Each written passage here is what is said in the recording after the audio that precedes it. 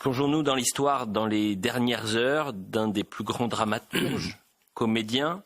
Nous sommes le 17 février 1673 et un homme entre pour la dernière fois en représentation sur scène, Philippe de Villiers.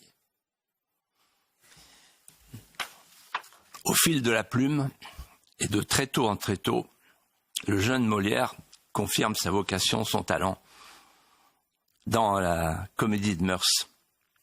Mais sur son passage, bientôt, hélas, on entend les sifflets des seigneurs et dames, sa galerie de portraits qu'il ne ménage pas. Il est sur un fil. Et puis un jour, heureusement, il est convoqué à Versailles, sur la cour de marbre, par le roi. Et le roi le comble de bienfaits.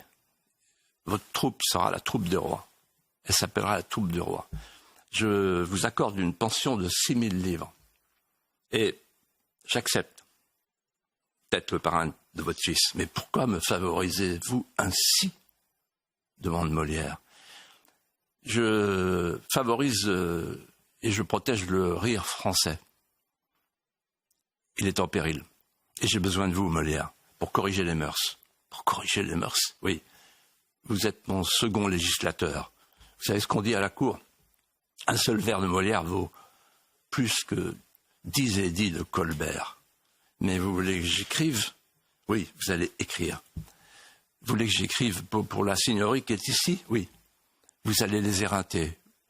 Vous allez les mettre plus bas que l'herbe, tous ces grands.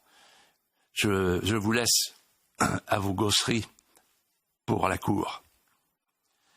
Alors il se précipite sur la cour de marbre, et là il aperçoit un vieux pingre, les mains crispées sur une cassette. Oh, mon Dieu, j'ai mon harpagon.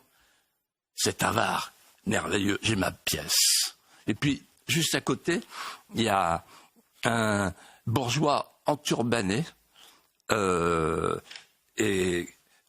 il s'approche du bourgeois enturbané et lui dit « Monsieur Jourdain, j'ai le grand Mamamouchi, la turquerie du grand Mamamouchi. » Et à côté, il y a 2 jeunes femmes qui gloussent 2 pains bêches, Mathilde Panot et Caroline Rousseau. Et il dit « J'ai les précieuses ridicules. » Et puis, un peu plus loin, il y a un vicieux qui lorgne sur une poitrine. « Oh, cachez-moi ce sein que je ne saurais voir. J'ai mon Tartuffe. » Il enchaîne les pièces à partir de la cour. Il y trouve ses portraits jusqu'à cette soirée du 16 février 1673 où il va jouer et interpréter lui-même le malade imaginaire. Le rideau se lève, le roi est assis au premier rang.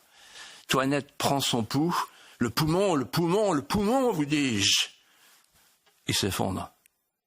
Il ne répond plus. L'orchestre s'arrête. Marc-Antoine Charpentier a compris. Le roi aussi a compris. Toinette se penche. « Qu'y a-t-il ? Vous ne répondez plus. » La tête de Molière est tombée sur la coudoir. Le roi a compris. Il est mort. Il y a un frisbee de panique qui court dans tout le théâtre. C'est fini. Alors, le roi se penche vers son voisin, qui est Boileau, et il dit à Boileau, «